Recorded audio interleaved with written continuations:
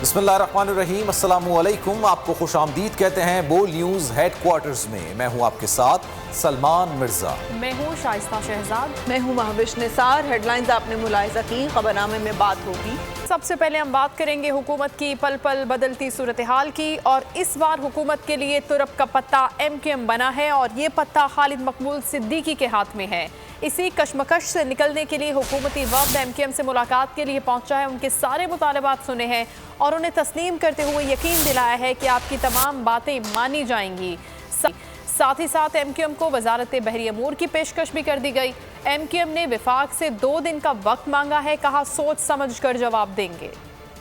मरदमशुमारी कराई जाए, बंद दफातर खोले जाएं। वफाक ने MQM के तमाम मुतालबात तस्लीम कर लिए। हुकूमती वफ़द ने MQM से मुलाकात की, वादे पूरे करने की यकीन दहानी कराई। MQM को वजारत बहरी अमूर दिए जाने का इम्कान है। रहनुमा MQM वसीम अख्तर कहते हैं, हमने 3 मुतालबात रखे हैं, 2 दिन का वक्त मांगा है। सब अपना फैसला कर चुके, हमें अपना फैसला करना है। मेजर मुतालबे 3 हैं। हुकूमत कहती है कि हम 1-2 दिन लेते हैं, आपके मसाइल इंशाल्लाह हल करने की कोशिश करेंगे।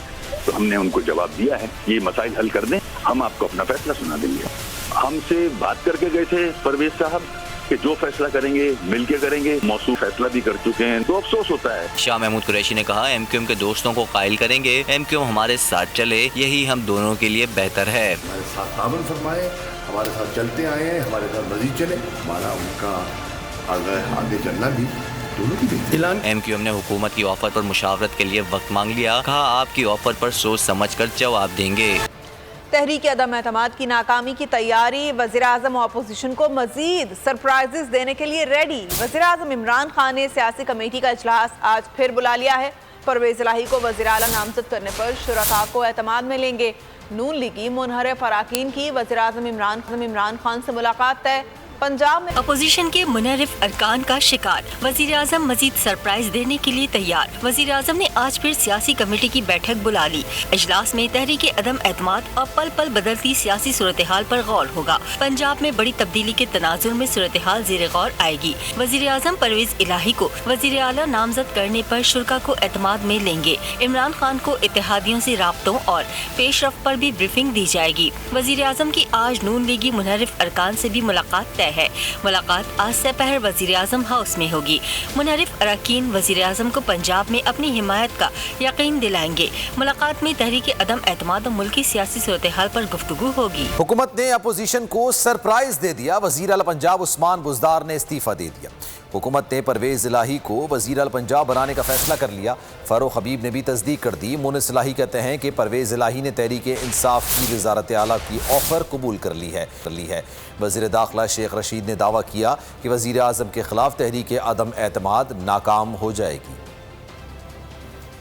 पता ही नहीं चलता कि आप क्या कर रहे हैं। लोग कहते हैं जी पंजाब तबाह हो गया, पंजाब में तो बर्बादी आ गई।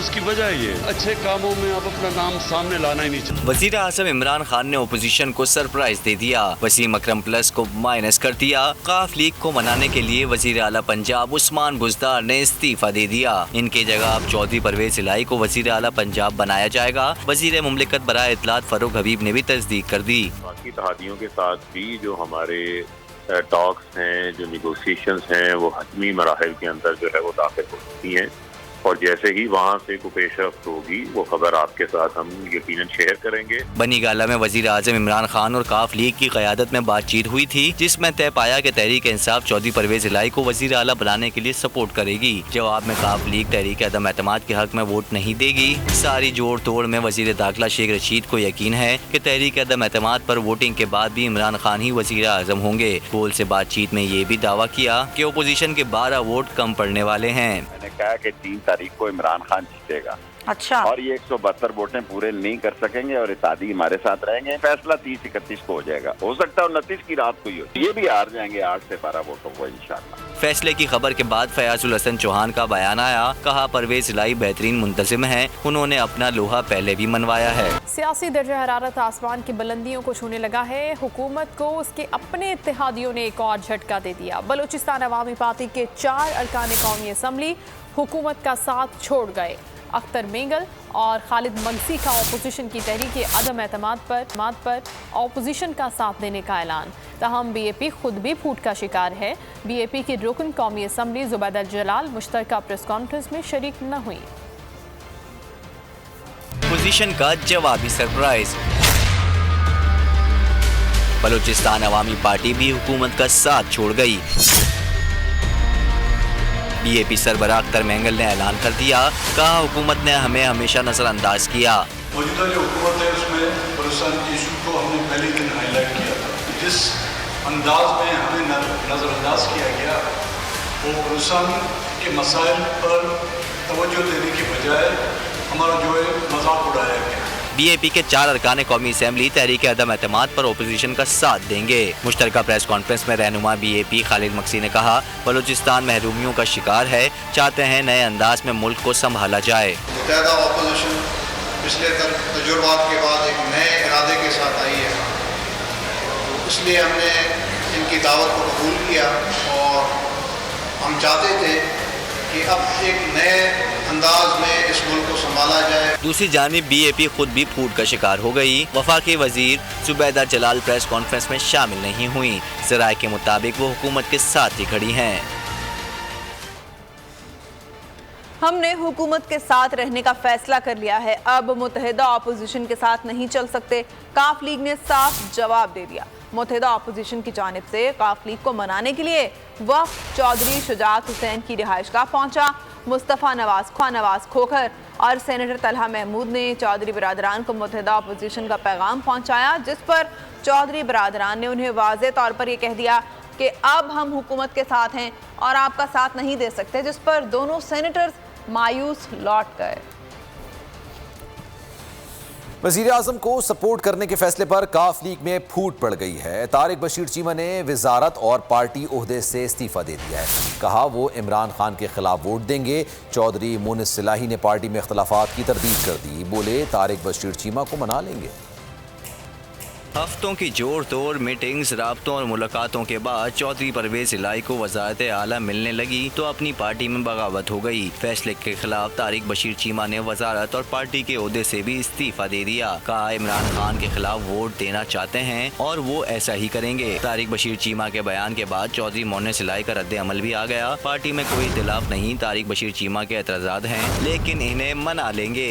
हुकूमत और अपोजिशन के दरमियान मैच सनसनीखेज मरहले में दाखिल हो चुका है। अपोजिशन ने एलानिया तौर पर 172 अरकान कौमी असम्बली की हिमायत हासिल कर ली है। इत्तेहादी जमातों के 6 अरकान भी वज़ीर आज़म के खिलाफ वोट देने का ऐलान कर चुके हैं।